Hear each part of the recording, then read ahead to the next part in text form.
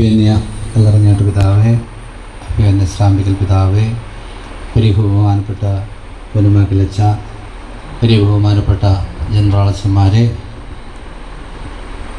വേദിയിൽ ഉപേക്ഷിതരായിരിക്കുന്ന വിശിഷ്ട വ്യക്തികളെ, ഏറ്റവും പ്രിയമുള്ള അച്ഛന്മാരെ, പ്രിയപ്പെട്ട സഹോദരി സഹോദരന്മാരെ, ഇവിടെ സുറിയാനി ഭാഷയോടും സഭയുടെ പൗരാണികമായ ആരാധനക്രമത്തോടുമൊക്കെ അടുത്ത അഭിനിവേശമുള്ള വലിയ ഒരു സമൂഹത്തെ കാണുന്നുണ്ട്. വലിയ സന്തോഷമാണ്. അത് വളരെ റയറായിട്ട് കാണുന്നൊരു കാഴ്ചയാണ്. അത് കാണാൻ ഇവിടെ ഈ വേറെ വരേണ്ടി വന്നു. ഇടയ്ക്കൊക്കെ ആളുകളെ കാണാം, പക്ഷേ ഇത് ചുറ്റും തിരിഞ്ഞമ്മ ഇതിൽ കാണുന്നതെല്ലാം ഇത്തരക്കാരാണ്. എല്ലാം കടുകട്ടിയായിട്ട് ഈ കാര്യത്തെ വീക്ഷിക്കുന്നവർ ഈ സഭയിൽ വന്നുകൊണ്ടിരിക്കുന്ന വലിയൊരു മാറ്റത്തിൻ്റെ അടയാളമാണ്. വലിയ ബഹുമാനപ്പെട്ട കുരുമാക്കലച്ചൻ പറഞ്ഞു, 30 വർഷം കൊണ്ട് കുറേയേറെ ആഭിമുഖ്യങ്ങൾ മാറിയിട്ടുണ്ടെന്ന് ഒരു സംശയവുമില്ല. സുറിയാനിക്ക് ഞങ്ങൾ സെമിനാരി പഠിക്കുന്ന കാലത്ത് പേരിന് സുറിയാനി ഉണ്ടായിരുന്നു പോലും പറയാൻ പറ്റില്ല. പക്ഷേ ഇന്ന് സുറിയാനി വളരെയേറെ പോപ്പുലറായി തീർന്നിട്ടുണ്ട് സഭയിലുടനീളം. നമ്മുടെ ആശ്രമത്തിന് ഈ ബേസ് അഫ്രേം നസ്രാണി ദൈറയ്ക്ക് നമ്മുടെ ലിറ്റർജിയുടെയും സുറിയാനി പഠനത്തിൻ്റെയൊക്കെ കാര്യത്തിൽ ചെലുത്താൻ കഴിയുന്ന ആ സ്വാധീനത്തെക്കുറിച്ച്, അതിൻ്റെ സാധ്യതയെക്കുറിച്ചൊരു വാക്ക് പറയാൻ മാത്രമാണ് ഞാൻ ഇവിടെ നിൽക്കുന്നത്. വിപ്ലവകരമായൊരു തുടക്കമാണ് വാസ്തവത്തിൽ ഇങ്ങനെയൊരു ദൈറ സമ്മാനിച്ചിരിക്കുന്നത്. ക്രൈസ്തവ സഭയുടെ ചരിത്രമെടുത്ത് പരിശോധിച്ചു കഴിഞ്ഞാൽ എല്ലാ ആരാധനക്രമ പാരമ്പര്യങ്ങളിലും ഡയറകൾ നിസ്തുലമായ സംഭാവന ലിറ്റർജിയുടെ രൂപീകരണത്തിൽ നൽകിയതായിട്ട് കാണാം. ഉദാഹരണത്തിന് ഈസ്റ്റ് സിറിയൻ ട്രഡീഷൻ എടുത്താൽ ഏറ്റവും വലിയ സംഭാവന നൽകിയിരിക്കുന്നത് അപ്പർ മോണസ്ട്രിയാണ്.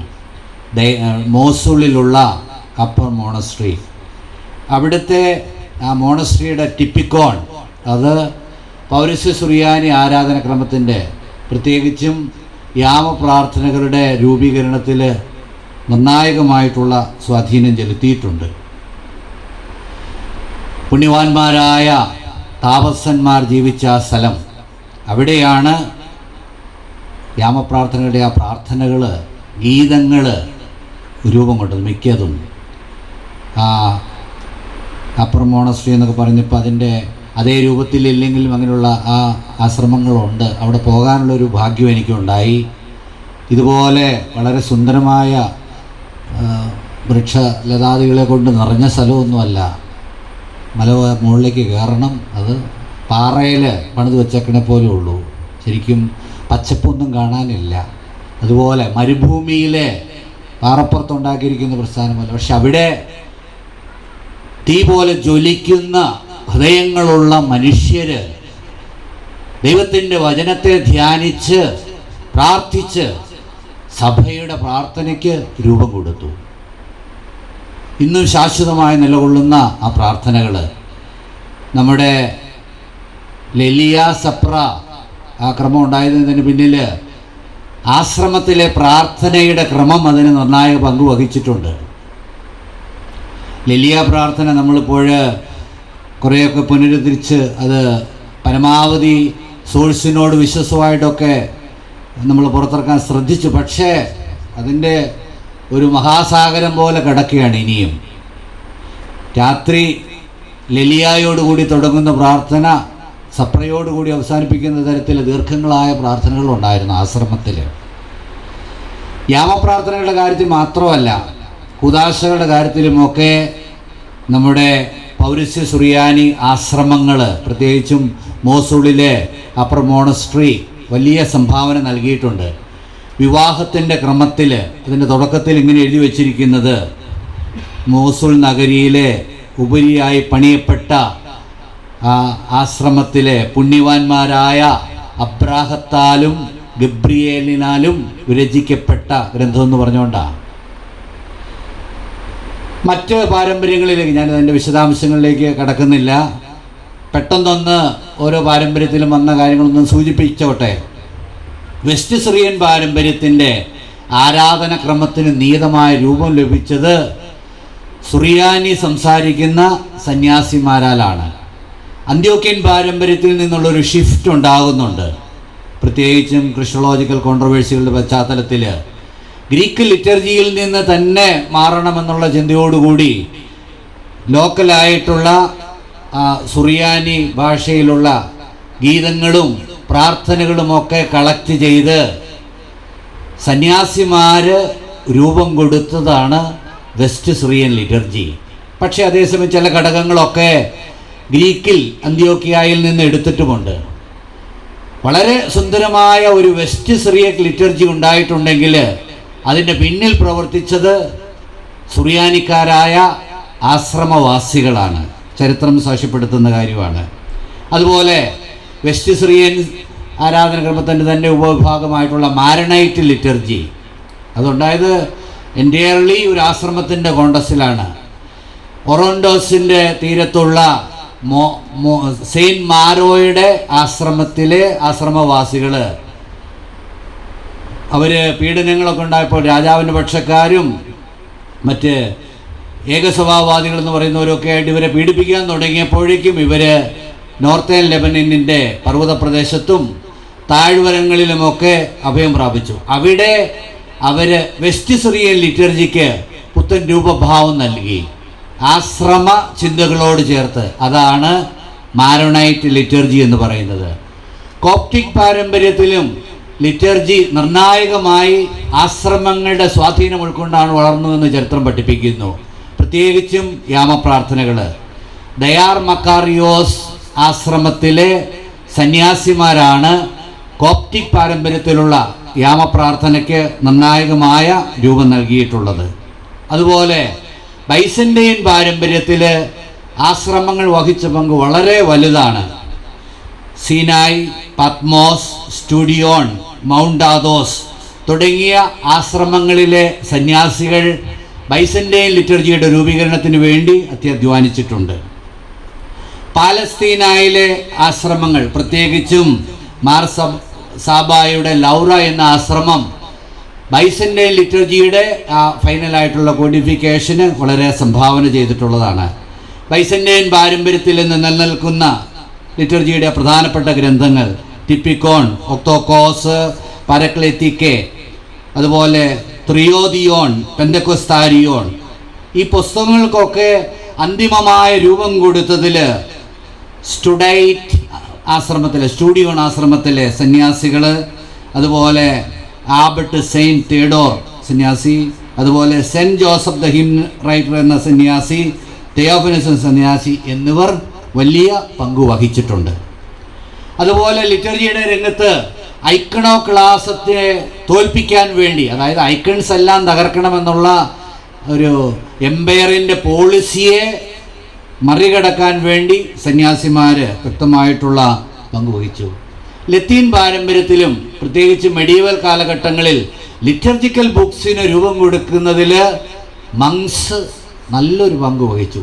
ഞാൻ ഈ ഉദാഹരണങ്ങൾ സഭയുടെ ഏകദേശം പ്രധാനപ്പെട്ട ട്രഡീഷൻ എല്ലാമുള്ള ഉദാഹരണങ്ങൾ ഇവിടെ ചൂണ്ടിക്കാട്ടിയത് നമ്മുടെ പാരമ്പര്യത്തിൽ, ഇവിടെ മാർത്തോമ ക്രിസ്ത്യാനികളുടെ പാരമ്പര്യത്തിലും യഥാർത്ഥ ലിറ്റർജി വളരണമെങ്കിൽ അതിന് ആശ്രമത്തിൻ്റെ ഒരു പശ്ചാത്തലം അനിവാര്യമാണ്.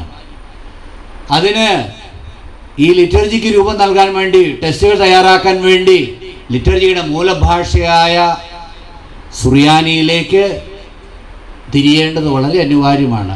ഞാൻ ലിറ്റർജി കമ്മീഷൻ്റെ സെക്രട്ടറി ആയിരുന്ന കാലത്തൊക്കെയുള്ള ചില അനുഭവങ്ങൾ ഓർത്ത് ചിന്തിക്കുമ്പോൾ പെട്ടെന്ന് ഓടിക്കൂടിയിട്ട് നമുക്ക് ആലോചിച്ച് പ്രാർത്ഥനകൾ ഉണ്ടാക്കാമെന്നൊക്കെ നമ്മൾ വിചാരിക്കും. കമ്മിറ്റി കൂടി ഇപ്പം നമ്മൾ അങ്ങനെ ഒരു ചിന്തയിലായിരിക്കുന്നത്.